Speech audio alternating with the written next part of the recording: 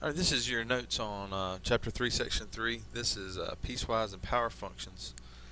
This is a new way I want to do the notes, just so I can bring up calculators and other things like that. So anyway, what we have here is the definition of a piecewise function. So f of x is defined differently over different parts of the domain. So, like for example, a really basic example, let's say that we want to define a function. And we always have these little brackets to kind of indicate that f of x is all of these things. So let's say that it assigns 0 if x is less than or equal to 0, and it assigns 1 if x is greater than 0. Alright, very basic one. What that's going to look like is, there's your y-axis, here's your x-axis.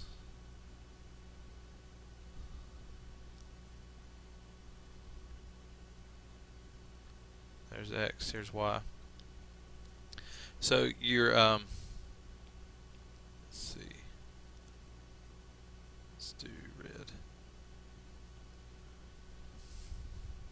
So in this section right here, everything to the left of 0 and equal to 0. Alright, closed dot because 0 is included.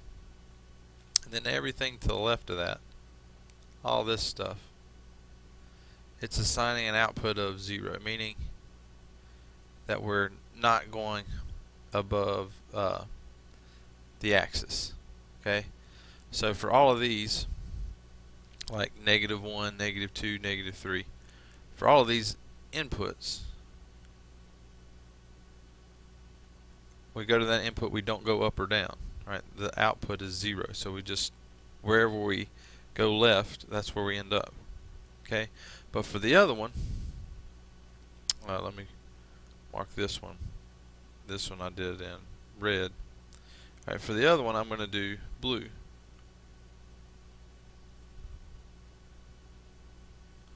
Alright, and that's going to go up over here. Let's just say 1 is up here. Now we're going to have an open dot. Okay, because in this region 0 is not included. Remember, 0 is the x's, so we're not going left or right, and we're going up to 1 as our output. And then everything, oops,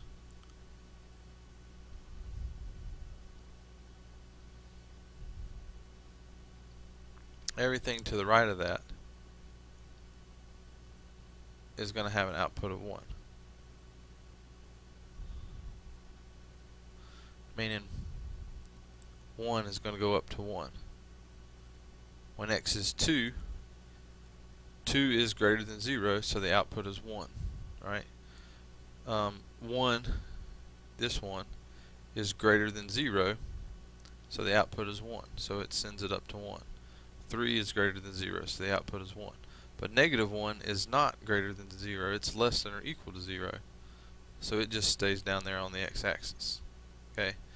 So this is what a piecewise defined function looks like. One of the things that you see a lot with piecewise functions is this open dot and closed dot for different parts of the domain. Right, that happens a lot with piecewise functions.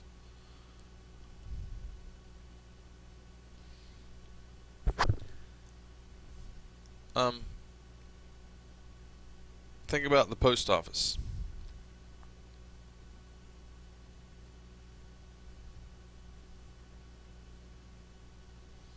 Alright, let's say this is weight. This is the price you pay. So the way it works at the post office, if something weighs, now I don't know if it's exactly true, between 0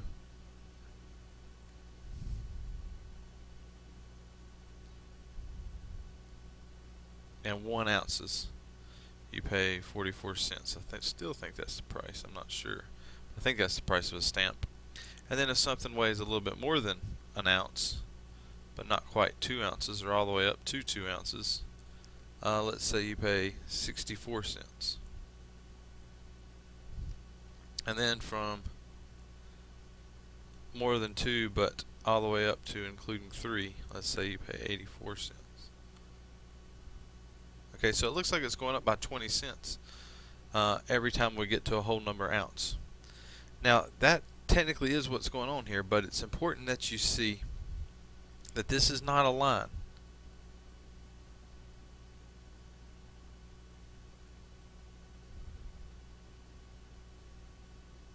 Alright, now what a lot of people may see this as is, alright, we start at 44 cents. And then for every additional ounce, we tack on 20 cents for every ounce.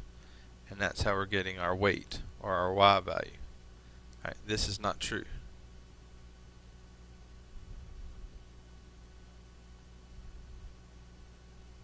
Alright, that's not what this over here on the other side says. What this is, if we did 0.2x plus 0.44, we get a line. So here's the 0.44.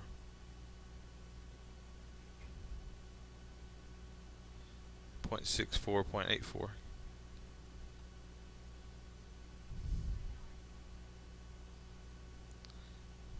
There's 1, there's 2, and it looks like we got something, going like this. Oops. Okay, that's not what we have here.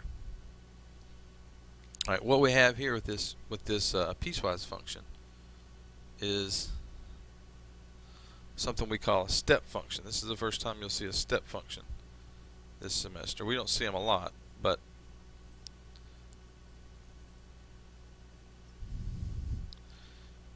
in this case, and I'm only drawing the first quadrant because we don't have any values in the second, third, or fourth. Here's 0, here's 1, here's 2, here's 3, here's 44 cents, 64 cents, 84 cents. Alright, between 0 and 1, we pay that 44 cents. Okay? And then when we go up to a little bit above 1,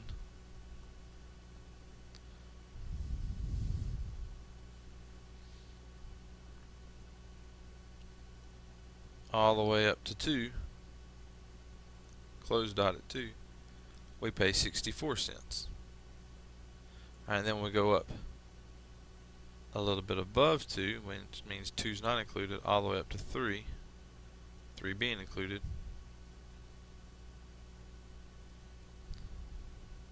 We pay 84 cents. Alright, and so on and so on and so on. So this is why we call it a step function. It has a look of like stair steps. Okay? So that's important that you see that this is not a line. Right, when we have a piecewise defined function like we had earlier, that post office function. Alright, some other examples just to kind of give you a better understanding of what's going on with a piecewise function. If I say f of x is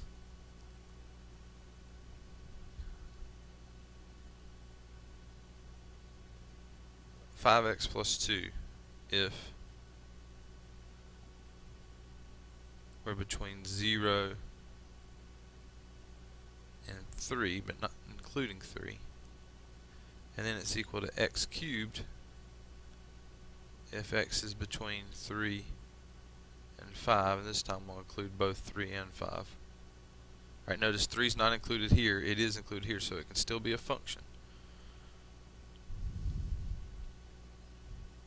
Alright, once again, I only need first quadrant here because my domain is from 0 to 3, and I'm going to be positive in both regions. So 0, 1, 2, 3, 4, 5.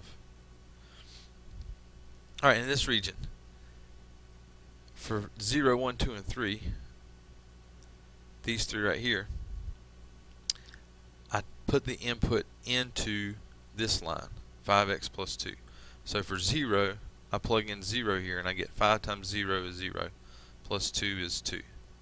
and I get an output of 2. Now I'm going to have to make these, because of the bottom being cubed, I have to make these go up pretty high. So 25, 50,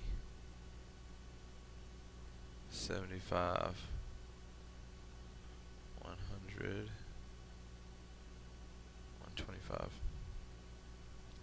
Alright, so when I plug in 0 and I get out 2, I mean that's barely registering on here at all. So there's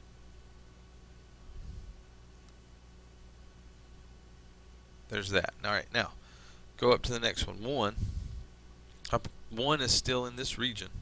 So I plug 1 in here. 5 times 1 is 5 plus 2 is 7. So I've barely even gone up at all here.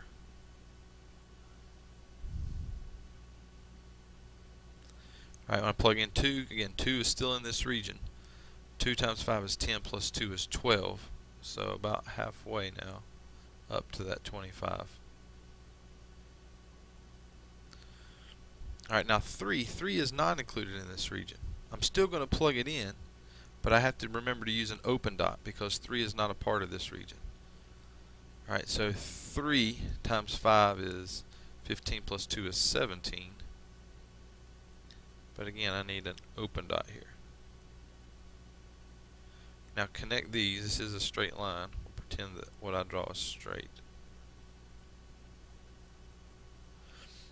Alright, and that's that first region. Now, the rest of it we cube it. So when we plug in 3, we cube 3. Well, 3 cubed, 3 times 3 times 3 is 27. So again, we have a hole there. And then plug in 4. 4 cubed is 64, so we're right in here somewhere. And then finally 5 cubed, 5 times 5 times 5 is 125. So this thing grows really rapidly once we're past that 3. It starts bending upward really fast. Alright, no arrows because this is all the entire domain we have. Alright, and once again you see that pattern that we see. A closed dot and an open dot over the same number, just like we saw over here. Alright, so get used to seeing that. We're going to see that a lot when we're doing piecewise functions.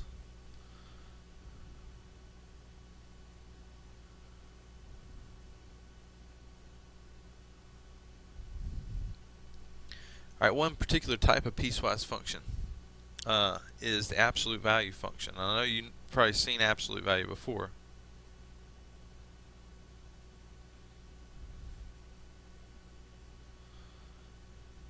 What absolute value is, technically, is a piecewise function.